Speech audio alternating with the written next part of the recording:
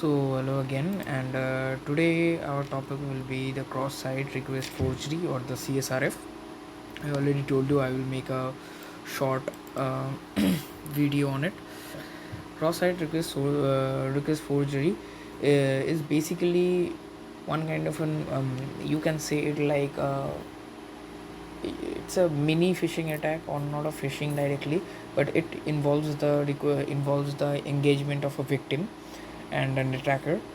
Okay, so the victim here is not directly the company or the organization, but most of the times any any other user who is using that particular website or application. What is CSRF? CSRF basically a web security vulnerability that allows an attacker to induce users to perform actions that they do not intended to perform. Basically, if you give this kind of example like https vulnerablewebsite.com slash change email slash change and email equal to this and something like that. So what happens is, I'm going to show you in a basic sense that basically what happens was, let's just imagine there is a website called https slash instagram.com, and right here if I use change email or change password equal to password 123. Okay, maybe this is kind of a thing on Instagram. I'm just assuming this is a thing. So when there is a thing like this, so if I'm changing up my password, right? So if I send this to a victim, any other, so if I'm an attacker,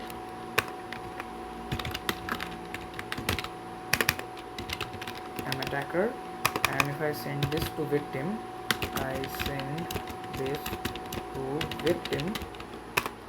So if the victim clicks on this particular link, what will happen, that victim's password, if the victim is an authenticated user, so the victim's password will going to change, and this is what we call CSRF. Happens with anything like when you are updating a value, most of the times happens with the, it can happen in both cases. It also involves the server. So why this kind of thing happens? Because of not understanding the security purposes, or not giving someone an authenticated user ID. Like if you are authenticating this on the basis of cookies or something like that, then it won't work. You have to give more authentication methods to work. So you all listen about the two-factor authentication or something like that. So here in this case, what is the possible solution? The most possible solution we can talk about is what we call a bearer token. Okay, in web dev you can understand it a lot, but on the purpose of this, you have to consider giving a particular token which will be unique to every user.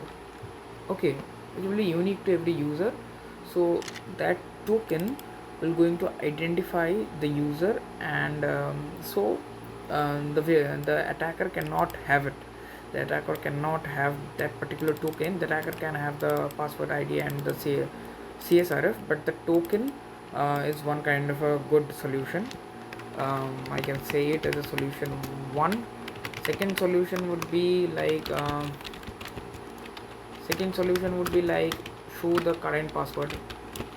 You have to change if the password if the password will going to change, you have to proceed with the current password. These two things actually depends on the organization. And another solution would be like, I'm not a robot.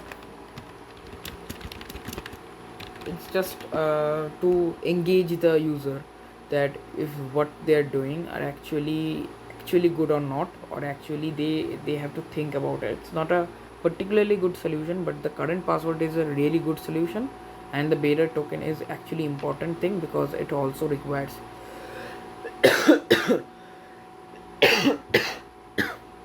it also happens a lot. So this is cross-site request forgery. So impact would be really disappointing. Hackable, you can be hackable or something like that. So today I already started my server early, just not to be engaged with it. So firstly, what to do in the lab? Let's go to the labs.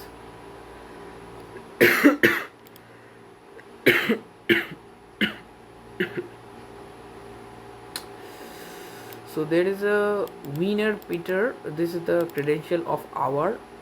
So we have to log in. Firstly, if I go to my accounts, and if I type the user as winner and the password as Peter, and log in. So there is a my account section. Okay. So now, if I type here.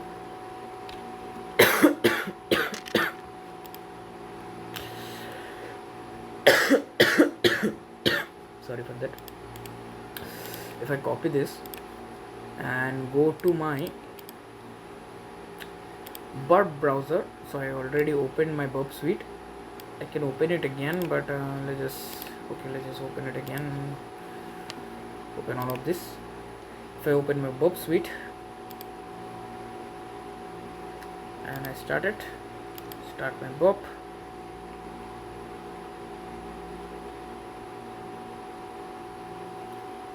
If I go to the proxy section before the target section, and if I paste this,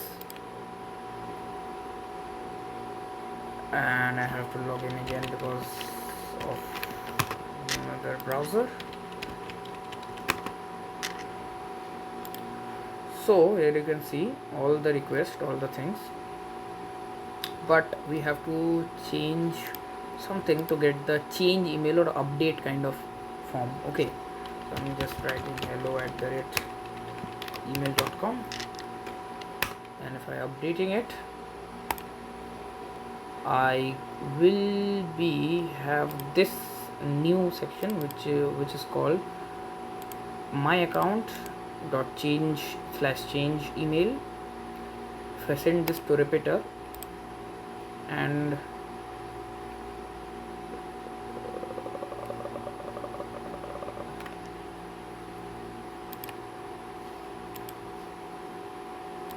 okay,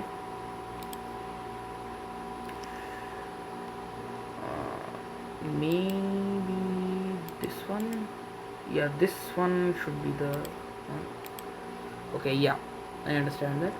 So here, if you see that there is an email, this email I can actually change this email, okay, and send this to the victim. If I send this to the victim emails will going to change, and then there will be my email will be there.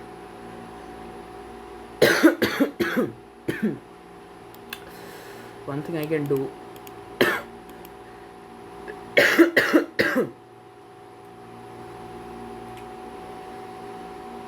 is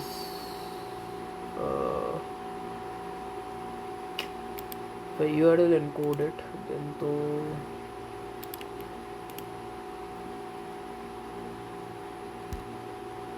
okay, if I just copy the URL or something like that. So the payload of it, because it is a post, not get. If it was get, then I can easily do this, like what is the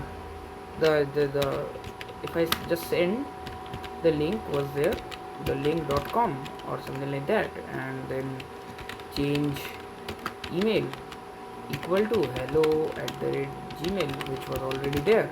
If I change this to yellow or something like that, and if I send this to the user or the victim's Gmail will going to change to yellow@gmail.com. So this is the thing. Okay, but because of the post, because this will happen in the get, but if it was post, we'll have to write a HTML payload. Okay, so that payload will go do our work. In Bub Suite, maybe it was not there.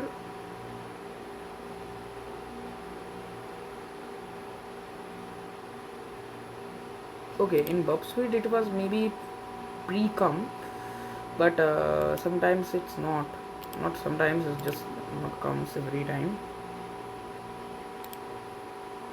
Okay, I already wrote that payload right here, you can see, but I'm going to show you again how to do it.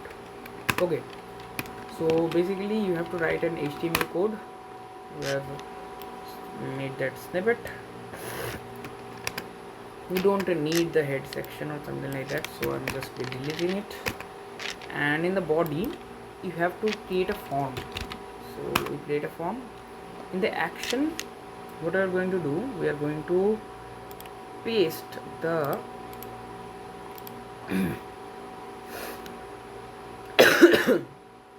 not this one,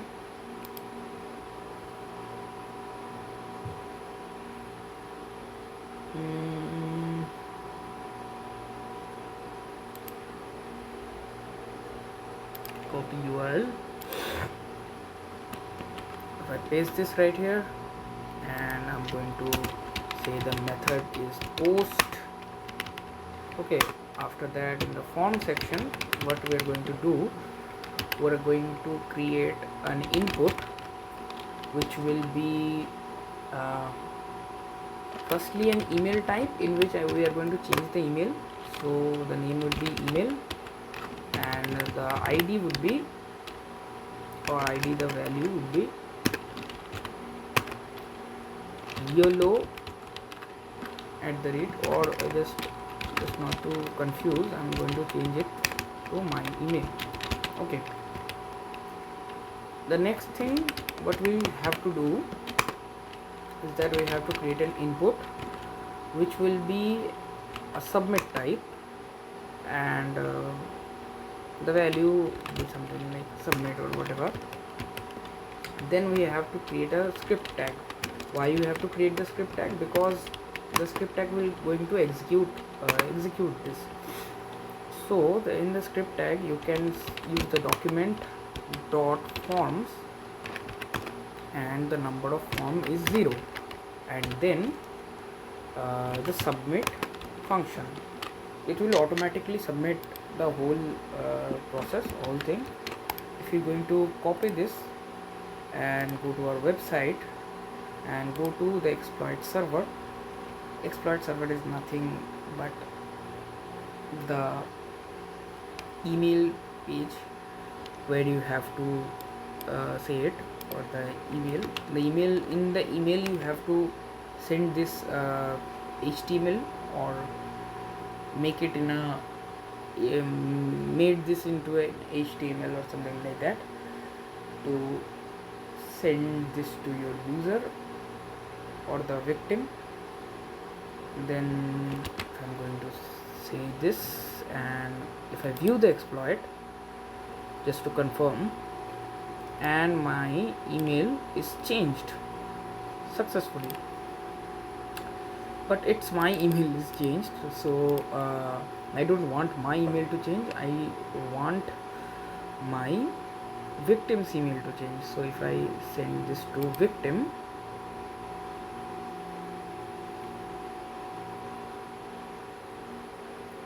you can use the form below to see if an exploit seen to using ignore the web browser or Chrome. Okay, if I go to web browser, go to exploit and paste this and deliver to victim.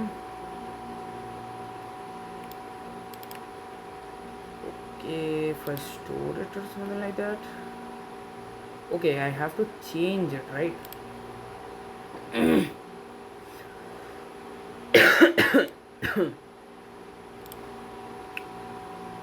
have to change the email. So if I change it to yellow or something like that and deliver to victim,